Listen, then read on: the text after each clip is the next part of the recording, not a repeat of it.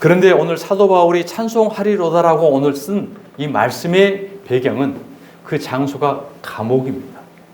로마의 감옥 안에서 지금 사도 바울은 찬송하리로다라고 지금 고백하고 있는 거예요. 단순한 찬송이 아니라 그 하나님의 은혜의 감격에 겨운 찬송하리로다라고 고백하고 있다는 사실이죠. 여러분, 사도 바울은 이 오복에 비춰보면 오복에 하나도 해당이 안 됩니다. 그는 오복의 장수, 그는 60 전후로 해서 순교한 사람이에요. 그는 집도 절도 없는 사람입니다. 그 다음에 가족의 평안과 안녕, 결혼도 해보지 못한 사람입니다.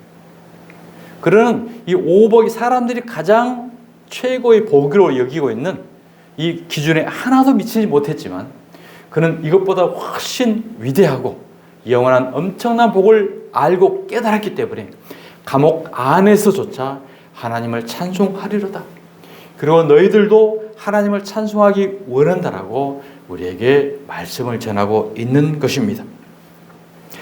이렇게 감격의 찬양을 한 그 이유는 무엇 때문입니까? 그것은 이 세상의 복과는 비교할 수 없는 신령한 복의 진정한 가치를 깨달았다는 것입니다. 우리 주 예수 그리스도의 아버지께서 그리스도 안에서 하늘에 속한 모든 신령한 복을 주셨기에 이 땅에서는 가장 열악한 환경임에도 불구하고 그는 하나님을 찬송하리로다라고 고백을 하고 있습니다. 사랑하는 조품의 성도 여러분, 모든 인간은 건강, 재물, 성공 등 이러한 다양한 이 땅의 복을 추구하지만 성경이 말하는 복은 그것보다 더 깊고 영원한 것입니다. 물질적인 복도 물론 하나님께서 주시는 것이지만 성경에서 말하는 신령한 복이란 하나님께서 택한 백성들에게만 주시는 영원한 진정한 복이라는 것입니다. 그 복은 바로 즉 영생의 구원의 복인 줄 믿으시길 바랍니다. 이 땅에서 최고의 복인 오복의 복을 다 누리고 살아간다고 할지라도 영생의 복인 신령과 진정한 이 구원의 복을 받지 못한다고 한다면 그는 모든 것이 헛되고 최후에는 가장 불행한 인생이 되고 마는 것입니다. 저는 가끔씩 이렇게 쭉 산책을 합니다. 산책을 하다가 쭉 산책을 따라가다 보면 아주 멋진 좋은 집 4채가 있더라고요. 그리고 그 앞에는 호수가 흐르고 집도 잘 지어진 집이에요. 그 집이 대통령 별장이라고 그러대요. 그렇게 많이 가봤지만 그 별장 그 속에 한 번도 사람 사는 것을 보지를 못했어요. 그렇게 좋은 집을 지어놓고 좋은 환경과 배경 가운데 지어놨지만 사람도 없는 집. 그래서 저는 그런 생각으로 거기 산책을 합니다. 그래? 나를 위해서 지어놨구나. 나를 산책하게 만들어놓으려고 지어놨구나. 그래, 이것이 내 집이라고 생각하고 내가 앞에서 좀 산책하고 거닐자. 그 지어놓고 많은 돈 들여놓고 관리하면 뭐합니까? 내가 누리면 내 집이 되는 거예요. 그렇습니다. 이 세상에 천하 부귀영화를 다 누렸다고 하더라도 하나님의 구원의 은총이 없다고 한다면 그 모든 것들은 다 험한 것이 되는 것입니다. 인생이 70여 80, 요즘에는 100세 시대라고 하는데요.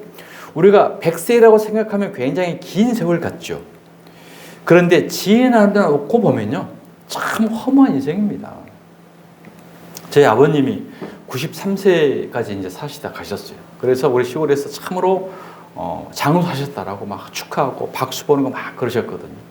근데 지금 지나고 보니까 엊그제 같은데 7년, 8년이 지난 거예요. 깜짝 같은데. 그리고 그 동생들이 지금 95세 됐다고 장수 축하 지금 잔치를 하고 90세에 뭐 졸수연을 하고 지금 우리 고향에서 난리 났어요.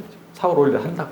대대적인 자손 4대가 다 모인 가문의 행사다. 내가 해가지고 우리 뭐 형님들, 사촌들, 오촌들까지 모여가지고 대대적인 행사를 합니다. 그 잠깐 가는 인생이거든요. 그분들 이와 같은 많은 엄청난 행사를 한들 돌아서면 엊그제 같은데 까마득한 일이 될 수 있는 거예요. 이 세상에 오복 많은 것들 좋습니다. 우리가 살아생기는 좋죠. 그러나 하나님의 은혜, 구원의 은총, 바로 오늘 성경이 말하는 이 신령한 복을 받지 못하고 나면 그러한 것들은 다 무용지물 헛된 거라는 사실을 오늘 사도 바울은 우리에게 분명히 말씀하고 있는 것입니다. 그래서 오늘 이 복에 대해서 오늘 다 함께 은혜를 나누도록 하겠습니다. 여러분, 첫 번째로 복이라는 것은, 복의 근원은 바로 하나님 아버지라는 사실인 것입니다. 이 복의 근원, 복의 근원이신 하나님을 아버지를 통하지 않는 복은요, 결국 죄된 복이 될 수밖에 없는 거예요. 하나님을 알지 못하고 하나님을 통하지 않는 복을, 많은 복을 누린들, 그 복을 통해서 어떤 걸로 사용하나요? 가만히 보십시오. 다 죄된 것으로 사용하잖아요. 명예와 부귀와 권력, 다 헛된 걸 사용합니다. 이 권력, 우리나라 역대 대통령들 한번 보십시오. 그들의 최후의 결말이 어떻습니까? 그 모습이 행복한가요? 이 하나님을 알지 못한, 하물며 장로가 대통령이 됐더라도 그 후 모습은 참으로 부끄러운 모습이 나타나지 않습니까? 그렇기 때문에 진정한 이 세상의 모든 모복들은 바로 하나님께로부터 주어진 복이 아니하면 결국 우리는 허망하고 죄된 길로만 갈 수 없다는 것을 우리는 역사를 통해서, 현실을 통해서 우리는 충분히 경험하고 있는 것입니다. 세상의 모든 인생은 돈, 명예, 성공, 쾌락을 쫓지만 결국 허무함을 느낄 때가 많습니다. 솔로몬 왕은 인생의 정점을 경험했지만 그의 고백은 전도서 1장 2절에서 헛되고 헛되며 헛되고 헛되니 모든 것이 헛되다라고 한 절에서 5번이나 고백을 합니다. 이 세상에서 최고의 역사상 가장 부유한 왕이 솔로몬 왕이죠. 그 한마디로 말하면 그에게는 아내가 700명이 있었고요, 후궁들이 300명이 있었어요. 1000명의 아내들이 있었어요. 모든 남자들이 부러워하겠죠. 그리고 그에게 금이 1년에 얼만큼 들어왔냐면 666달란트가 들어왔습니다. 그러면 이걸 환산하면 22.7톤, 요즘 돈으로 환산하면 2조 7천억이라는 많은 금에 매년 그에게 들어왔어요. 2조 7천억이 들어왔습니다. 매년. 놀라지도 않죠? 황금을 보기를 돌같지 않은 여러분들이시기 때문에 그렇습니다. 그래서 금이 세계에서 얼마나 많이 들어왔든지 성경에 보면 은을 돌처럼 여겼다고, 돌처럼. 우리가 지금 은도 귀하잖아요. 그러니까 금이 워낙 많아버리니까 은은 돌보다도 못한 거예요. 그 정도로 어마어마한 환경과 부귀와 영화를 누렸던 삶이에요. 그리고 그 모든 인생을 다 살아보고 난 이후에 그가 했던 말이 헛되고 헛되면 헛되고 모든 것이 헛되더라. 그리고 전도서 12장 31절 마지막에 우리에게 권면하기를 뭐라고 권면하냐면, 이 일의 결국을 다 들었으니 하나님을 경외하고 그의 명령들을 지킬지어다. 이것이 모든 사람의 본분이다. 그러니까 하나님을 경외하고 그의 명령을 지키는 것이, 그것이 진정한 복이야 라는 것을, 모든 것을 경험해보고 우리에게 말합니다. 이 말씀을 드리면서 아무튼 어쨌든 그 복이 진짜 복인지 가짜 복인지는 몰라도 한번 경험을 한번 실컷 한번 해보고 싶죠? 원 없이 22.7톤이 아니라 한 2돈만 들어도 좋겠죠? 그렇습니다. 세상의 모든 것은 헛될 수 있지만 하나님을 중심으로 사는 삶은 결코 헛되지 않는 것입니다. 그런 자들에게 하나님께서 진정한 복을 주셔요. 오늘 본문 에베소 1장 3절 한번 보겠습니다. 찬송하리로다. 하나님 곧 우리 주 예수 그리스도의 아버지께서 그리스도 안에서 하늘에 속한 모든 신령한 복을 우리에게 주시되, 주가 하나님 아버지께서 주시되. 그렇습니다. 진정한 복은 아버지께서 주셔야만 참된 복이 되게 되는 줄 믿습니다. 그래서 너희는 먼저 그의 나라와 그의 의를 구하라. 그리하면 이 모든 것을 더하시리라. 우리가 그의 나라와 그의 의를 위해서 우리가 모든 것을 더했을 때 비로소 하나님께로부터 주어지는 이 복이야말로 물질적인 복이든 영적인 복이든 진정한 참된 행복을 위한 복이 되게 되는 줄 믿습니다. 진정한 복은 우리 스스로 만들어내는 것이 아닙니다. 하나님께로부터 오는 것입니다. 주 예수 그리스도 아버지께서 주신다라고 성경은 분명히 말씀합니다. 우리를 사랑하신 하나님께서 주시는 복은 가장 좋은 것으로, 가장 선한 것으로 우리에게 주십니다. 야고보서 1장 14절 말씀입니다. 오직 각 사람이 시험을 받는 것은 자기 욕심에 끌려 미혹됨이니 욕심이 잉태한 즉 죄를 낳고 죄가 장성한 즉 사망을 낳느니라. 내 사랑하는 형제들아 속지 말라. 온갖 좋은 은사와 온전한 선물이 다 위로부터 빛들의 아버지께로부터 내려오나니 그는 변함도 없으시고 회전하는 그림자도 없으시니라. 아멘. 사람들이 시험을 받는 이유를 명확하게 설명해 주고 있죠. 여러분, 시험은 외부에서부터 오는 게 아닙니다. 자기 욕심 때문에 시작된다고 성경은 말씀합니다. 우리의 욕심이 무엇입니까? 더 많은 것을 가지려는 욕망, 그리고 세상의 즐거움을 추구하려는 마음, 그 다음에 하나님보다 자기 만족을 우선시하는 태도, 그러니까 욕망, 마음, 우리의 태도를 통해서 우리에게 시험이 오게 된다는 것입니다. 그러니까 주어진 것에 만족하지 못하고 욕심이 과하면 이것이 바로 이제 탐심으로 이어지게 됩니다. 하나님께서 가장 싫어하는 것이 바로 탐심이라고 하셨어요. 탐심은 우상 숭배니라라고 말합니다. 그래서 십계명 2계명에 보면 너를 위하여 새긴 우상을 만들지 말고 모든 것이 자기를 위하여, 나의 만족을 위하여, 자기 본의에 의한 인본주의, 이것이 바로 성경은 우상 숭배라라고 말씀하고 있는 것입니다. 자, 탐심은 하나님께서 가장 싫어하는 우상 숭배라는 말씀을 골로새서 3장 5절에 이와 같이 말씀하고 있습니다. 그러므로 땅에 있는 지체를 죽이라. 곧 음란과 부정과 사욕과 악한 정욕과 탐심이니 탐심은 우상 숭배니라. 이것들로 말미암아 하나님의 진노가 임하느니라. 그렇습니다. 욕심이 과하면 탐심, 탐심으로 인해서 결국 우리가 어떻게 해요? 하나님의 진노가 임한다는 사실인 것입니다. 너희가 전에 그 가운데 살 때에는, 죄악 가운데 살 때에는 그 가운데서 행하였으나 그러나 이제는 너희가 이 모든 것을 벗어버리라. 곧 분함과 노여움과 악의와 비방과 너희 입에 부끄러운 말이라. 아멘. 시험이 들었다는 것은 무언가 우리에게 들어왔다는 거예요. 그럼 무엇이 들어왔겠습니까? 바로 사탄이 들어왔다는 거예요. 먼저 사탄이 우리 마음 가운데 씨앗을 쫙 뿌립니다. 씨앗을 딱 뿌리면 이 씨앗이 우민하고 싹이 터요. 그러면 그때 사단이 마음속에 들어와서 우리를 지배합니다. 지배하면 욕심이 뿌려지게 되고, 욕심이 탐심이 이어지게 되고, 탐심이 이어져서 죄를 낳고 죄가 장성한 즉 사망이 낳게 되는 순차적인 과정이 오게 되는 거예요. 그 대표적인 사람이 누굽니까? 가룟 유다잖아요. 가룟 유다. 자, 누가복음 22장 3절입니다. 12 중에 하나인 가룟신이라 부르는 유다에게 사탄이 들어가니. 그렇죠? 가룟 유다에게 사탄이 분명히 들어갔죠. 그러면 맨 처음에 바로 들어간 게 아니에요. 가룟 유다는 뭐 했던 사람입니까? 예수님의 제자 중에 돈꾀를 맡고 있었고 모든 살림의 재정을 다 맡아봤어요. 그러니까 자기가 이 살림 다 맡아보고 운영을 내가 다 하고 있다는 자부심, 자만이 가득했어요. 그런 욕심이 들어온 거예요. 내가 다 운영할 거야. 내가 다 할 거야. 내가 돈 다 차지하고. 운영을 하고 있다 욕심이 들었다가 나중에 자기 스승이 현상 수배범이 됩니다. 지명 수배자가 돼요. 지명 수배자가 되고 현상금이 딱 걸려요. 그러니까 현상금이 걸렸는데 또 돈이 보이는 거예요.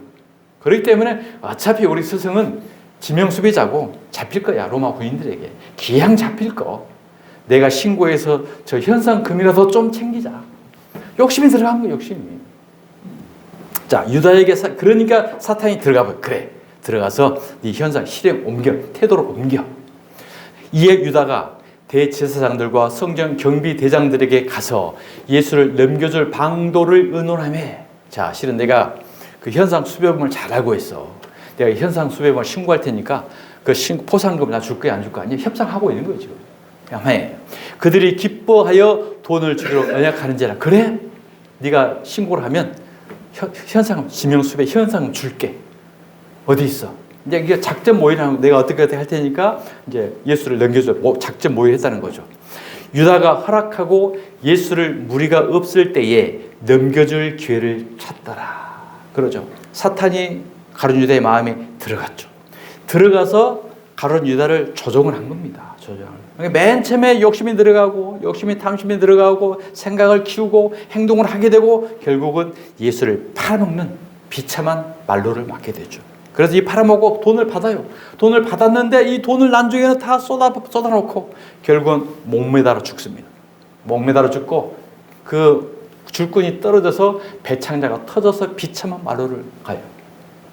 그 참으로 열심히 했던 예수님의 종이 그 마음을 다스리지 못하고 사탄의 조종을 다스리지 못하고 비참한 마루를 경험한다는 것이 뭐예요?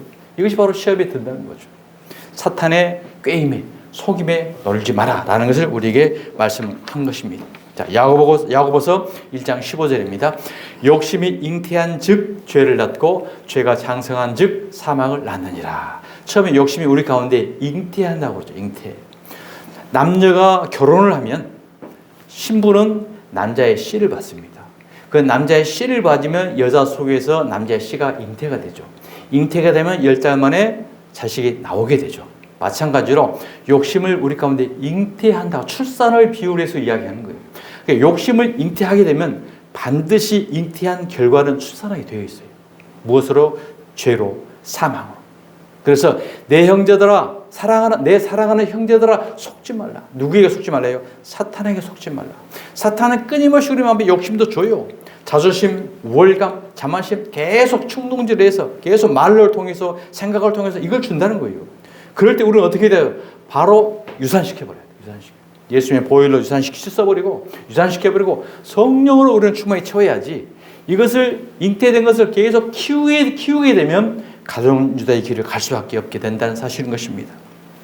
야고보는 욕심과 죄 그리고 그 결과를 출산 과정에 비유했습니다. 욕심이 잉태하면 반드시 죄를 낳습니다. 욕심이 마음속에서 자리 잡으면 결국 죄를 짓게 된다는 거죠.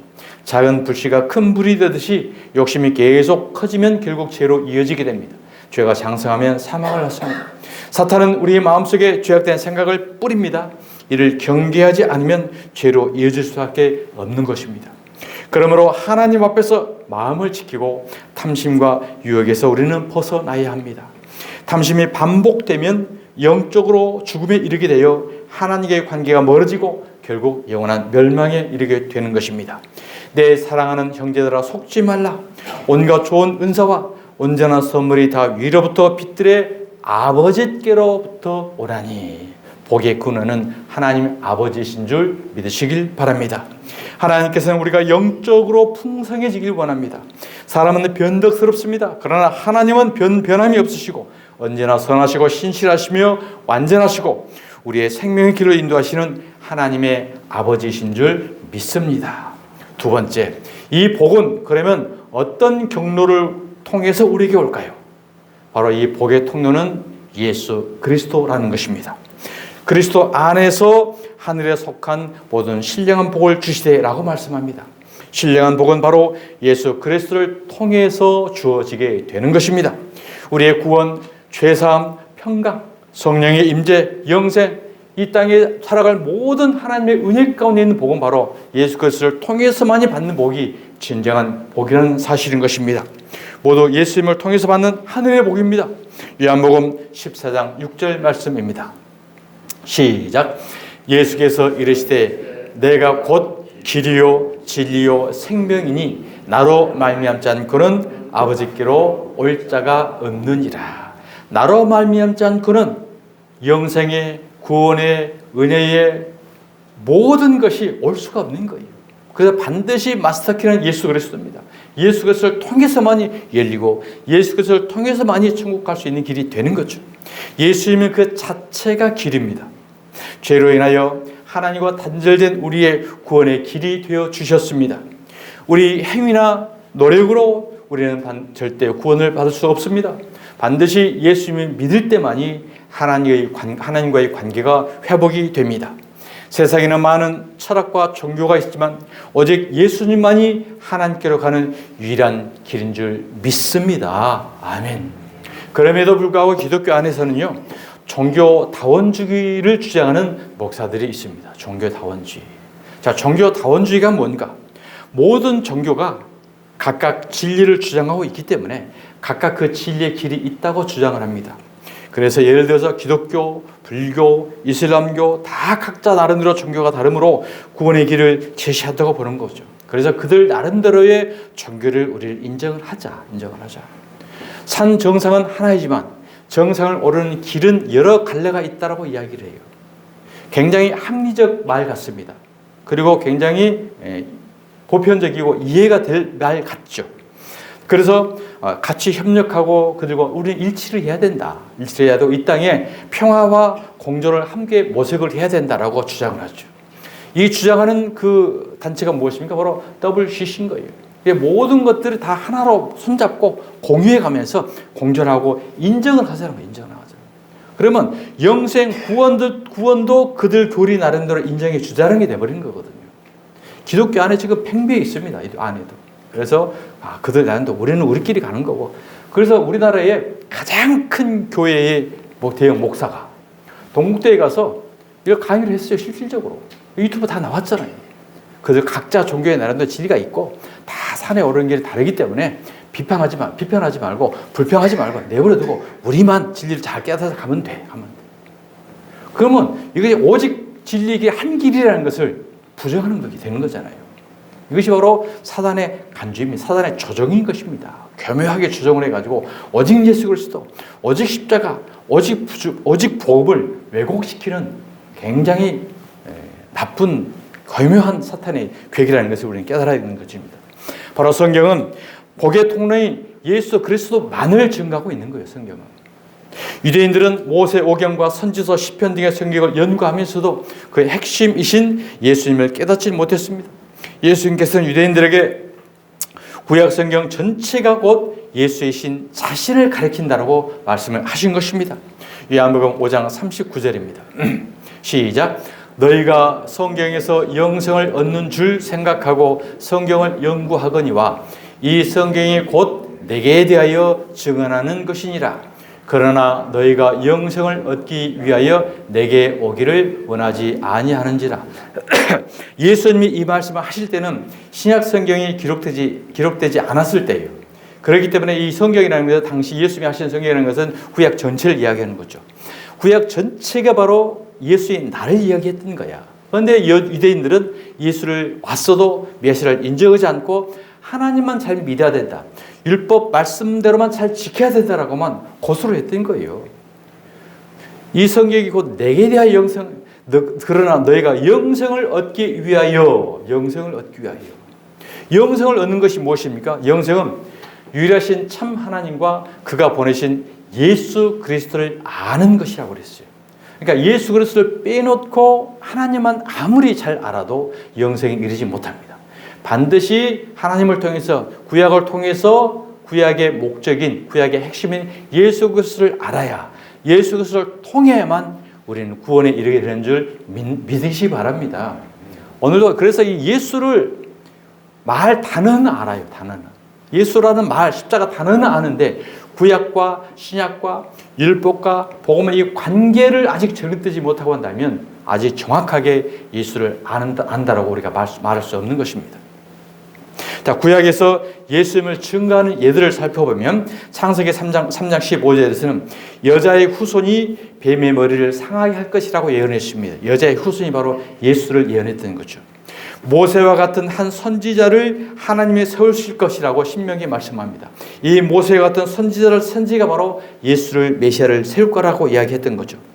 이사야 53장에는 전체가 다 예수님의 십자가 사건, 메시아 구속 사건을 이야기하고 있어요. 고난받는 종이 우리의 죄를 담당하심. 그는 주 앞에서 자라나기를 예언한 순 같고 그가 찔린 우리의 허물 때문이요. 그는 멸시를 받아 사람에게 버림받으며 우리의 모두의 죄악을 그에게 담당시키셨도다. 그에게 질고를 당하게 하셨으니 이 그가 바로 예수 그리스도를 상징을 했던 거거든요. 메시아를 예언했던 거거든요. 그랬는데도 그 당사자가 왔음에도 유대인들은 여전히 모르겠는 거예요. 자, 시편 22편에 보면 하나님이여 어찌 나를 버리셨나이까라는 그 예언적 고백이 있습니다. 이것은 바로 예수님께서 십자가에서 죽으실 때 엘리 엘리 라마 사박다니 나의 하나님 어찌하여 나를 버리셨나이까라는 십자가 사건을 미리서 시편에 다 고백해 놨던 거예요. 그러니까 성경 전체, 구약 성경 전체를 다 우리가 보면서도 이 레파토리 안에 역사 레파토리 안에 예수 그리스도를 발견을 해내야 돼요. 그 얘기라든지 직접 단어는 없지만 문맥상 전부 예수 그리스도를 얘기했던 내용이거든요. 율법도 마찬가지고요. 창세기도 마찬가지고 전부가 예수예요. 예수. 법궤도 마찬가지고 성막도 마찬가지고 법궤, 성막 모든 게 다 하나 전부 다 예수예요. 예수. 그러니까 이것을 예수로 풀지 않냐면 그냥 히스토리뿐이 될 수밖에 없는 거예요. 히스토리를 껍데기를 벗겨내고 그 안에 히스 스토리, 예수의 이야기를 끄집어내야 진정한 성경을 우리는 깨닫게 된다는 사실인 것입니다. 그렇습니다. 바로 구약의 모든 예언과 상징들은 예수를 가리키고 있었습니다. 복의 통로인 예수 그리스도의 안에서 참된 복을 누리는 저와 여러분이 되시기를 주님의 이름으로 축원드립니다. 아멘. 세 번째입니다. 그러면 이 복의 성격은 어떤 복인가? 이 복은 바로 하늘에 속한 신령한 복이라는 것입니다. 하늘에 속한 모든 신령한 복을 우리에게 주시되라고 오늘 본문은 우리에게 말씀합니다. 이 복은 단순한 물질적 축복만을 말하는 것이 아닙니다. 바로 영적인 축복을 말하는 것입니다. 자, 이 모든 보편적인 복은 하나님을 믿는 사람이든 믿지 않는 사람이든 누구에게나 다 주죠. 이 세상 오복에 통한 물질적인 복은. 그러나 하나님의 백성들에게만 주는 복이 바로 영생의 축복이라는 것입니다. 바로 첫 번째 구원의 복입니다. 속량과 죄사함의 축복을 말합니다. 에베소 1장 7절입니다. 시작. 우리는 그리스도 안에서 그의 은혜의 풍성함을 따라 그의 피로 말미암아 속량 곧 죄사함을 받았느니라. 아멘. 영적인 축복, 바로 이 구원의 복, 신령한 복이 바로 이 구원의 복을 속합니다. 두 번째, 성령의 복입니다. 성령의 복을 우리가 받아야, 성령님을 받아야, 임재를 하셔야 우리는 이 땅에서 믿음으로 살아가게 되는 거고, 하나님 앞에서 성령님께서 우리를 보증을 해 주셔요. 자, 에베소 1장 13절입니다. 시작. 그 안에서 너희도 진리의 말씀 곧 너희의 구원의 복음을 듣고 그 안에서 또한 믿어 약속의 성령으로 인치심을 받았으니. 그렇습니다. 그 안에서, 예수 그리스도 안에서 진리의 말씀, 진리의 말씀이 뭐라고요? 곧 너희의 구원의 복음. 진리의 말씀이 곧 복음이라는 거죠. 그 안에서 또한 믿어 성령의 인침을 받았다. 성령의 인침을 받았다는 것은 인침, 보증, 성령께서 보증을 해준다는 거죠. 그러니까 우리가 모든 계약서 쓸 때도 반드시 인감 도장이 들어가야 효력이 발생되지 않습니까? 마찬가지로 우리가 하나님 앞에 갔었을 때 성령님 우리를 보증을 해 주시는 거예요. 그래, 이 디모성이는 반드시 구원을 얻었어. 내가 보증을 해. 성령님이 백보자 심판하면서 보증을 해주기 때문에 반드시 우리는 하나님 백성으로 어떠한 이들에도 반드시 구원 얻는 이 성령의 은혜, 성령의 보증, 이 성령의 인치심으로 우리는 받는 복, 바로 이 성령의 복을 받는다는 것입니다. 세 번째 복은 바로 자녀의 복입니다. 자녀의 복. 우리가 하나님의 아들, 자녀되는 복을 받는 것입니다. 자, 에베소 1장 5절입니다. 시작. 그 기쁘신 뜻대로 우리를 예정하사 예수 그리스도로 말미암아 자기의 아들들이 되게 하셨으니. 이제는 저와 여러분이 하나님의 아들들이 된 거예요. 아들들이. 천국에는 남녀가 구분이 없다고 그랬죠. 천국에는 족보가 없어요. 구약에는 아브라함과 이삭과 야곱의 이 족보에 의한 하나님의 그 계보를 이어왔어요. 그런데 신약에 와서는 족보가 예수 그리스도를 통해서 족보가 하나로 연합이 됩니다. 연합이 되기 때문에 예수가 우리의 형제라고 그랬고요. 그곳에 가면 모든 자들이 다 하나님의 아들들이 되는 거예요. 영적인 육을 벗어버리는 거기 때문에. 그래서 우리는 전부가 다 하나님의 아들들이 되는 영광 가운데 들어가게 된다. 마지막 영원한 복의 네 번째 복은 영원한 천국의 소망의 복을 우리에게 주시는 것입니다. 자, 베드로전서 1장 4절입니다. 시작. 썩지 않고 더럽지 않고 쇠하지 아니하는 유업을 있게 하시나니 곧 너희를 위하여 하늘에 간직하신 것이라. 그렇습니다. 이것이 바로 진정한 복입니다. 신령한 복, 영원한 복, 구원의 복, 성령의 복, 자녀된 복, 영원한 천국을 얻는 복. 이 복을 받아야 우리는 진정한 참 만족과 신령한 축복인 줄 믿습니다. 이 복들은 세상의 부와 명예와는 비교할 수 없는 값진 하나님의 놀라운 선물들입니다.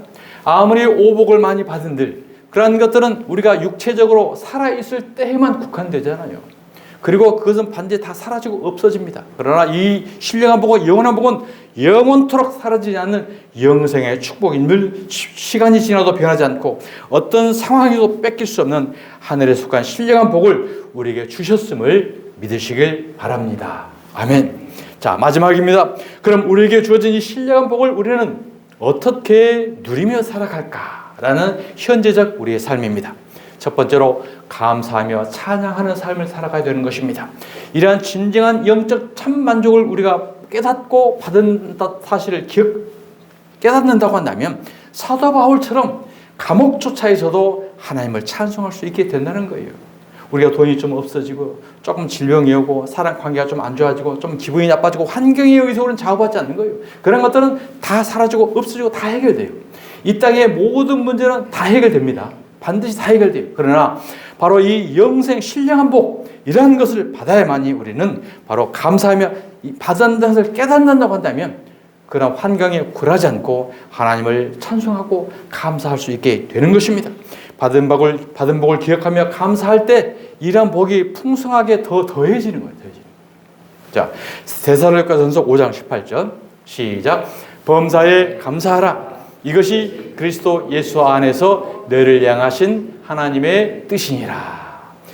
시험 든 사람, 사탄이 우리 마음에 들어온 시험 든 사람의 고백은 어떤 고백이 되겠습니까? 범사에 원망 불평하라. 이것이 사탄 안에서 너를 향하신 마귀의 뜻이니라. 그렇기 때문에 똑같은 말씀이 하나님이 성령이 임재하는 사람의 고백과 시험 든 사탄의 고백이 전혀 달라지게 된다는 것입니다. 두 번째로 말씀과 기도로 사는 삶입니다. 우리가 말씀과 기도로 하나님과의 교제를 하지 않으면 끊임없이 우리를 노리고 있어요. 누가요? 악한 원수 사단 마귀가. 악한 마귀는 우는 사자처럼 두루 삼킬 자를 찾고 있다라고 성경이 말합니다. 자, 두루 삼킬 자를 찾고 있다는 것은 네 속에, 가룟 유다 속에 들어갈 기회를 계속 엿보고 있다는 거예요. 그러니까 우리는 끊임없이 친밀한 교제 대화를 하고 있어야 돼요. 누구하고? 하나님과. 말씀을 통해서 대화를 하고요. 기도를 통해서 대화를 하고요. 묵상을 통해서 대화를 하고 있으면 틈이 없어요. 틈이 없기 때문에 네 마음속에 내가 들어갈 틈을 안 주네. 기회를 안 주네. 늘 하나님을 찬송하고 감사하고 묵상을 하고 고백하고 예배드리고 이 같은 은혜 가운데 있게 되면 사탄이 들어올 틈이 없는 거예요. 이 틈을 내려놔버리고 헛된 생각, 세상 속에 명망과 불평과 부가 계속 생각을 저기에 갖다 놓으면 그 틈을 비집고 불평의 원망 씨앗을 딱 뿌려요. 뿌리게 되면 그 뿌리는 게 자라나서 사탄에게 멸망의 지폐이 된다는 것입니다. 자, 요한복음 15장 5절 말씀입니다. 시작. 나는 포도나무요 너희는 가지라. 그가 내 안에 내가 그 안에 거하면 사람의 열매를 많이 맺나니 나를 떠나서는 너희가 아무것도 할 수 없습니다.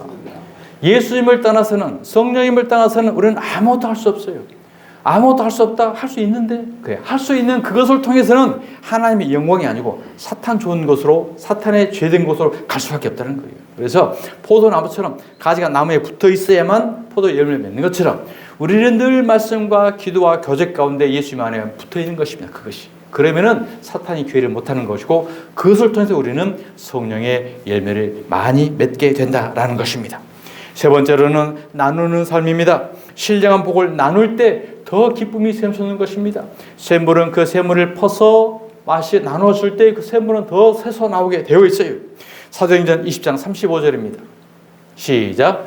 범사에 여러분에게 모본을 보여준 바와 같이 수고하고 약한 사람들을 돕고 또 주 예수께서 친히 말씀하신 바 주는 것이 받는 것보다 복이 있다 하심을 기억하여야 할지니라. 아멘. 그렇습니다. 주는 것이 받는 것보다 복이 있습니다. 자, 한번 여러분들 다 경험해 봤잖아요. 뭔가 선물을 누가 줘요. 누구에게 주면 선물을 주잖아요. 그러면 그 줬던 기분이 얼마나 상쾌합니까? 물론 받는 것도 기쁘죠. 받는 것도 기쁘지만 동시에 아이고 나도 갚아야 되는데 라는 또 부담이 하고 있어요. 선물을 진정한 마음으로 주게 되면 이 받는 마음보다 주는 마음이 훨씬 복되고 기쁘게 되는 것입니다. 사랑하는 주편의 성도 여러분, 우리는 이미 신령한 복을 받은 자들입니다. 세상의 기준이 아니라 하나님의 기준으로 복을 받은 사람들입니다. 예수 그리스도 안에서 주신 하늘에 속한 신령한 복을 누리며 감사와 찬양하는 믿음의 삶을 살아감으로 하나님의 뜻을 이루는 저와 여러분의 복된 믿음의 삶을 살아가시는 저와 여러분이 되시기를 주님의 이름으로 축복합니다. 아멘. 기도하겠습니다. 하나님 아버지 감사합니다. 우리에게 예수 그리스도 안에서 신령한 복을 주셔서 감사합니다. 이 복을 온전히 깨닫고 날마다 감사하며 하나님과 교제 가운데 은혜 가운데 살아감으로 신령한 복을 누리는 삶을 살아갈 수 있도록 성령님께서 함께하여 주시옵소서.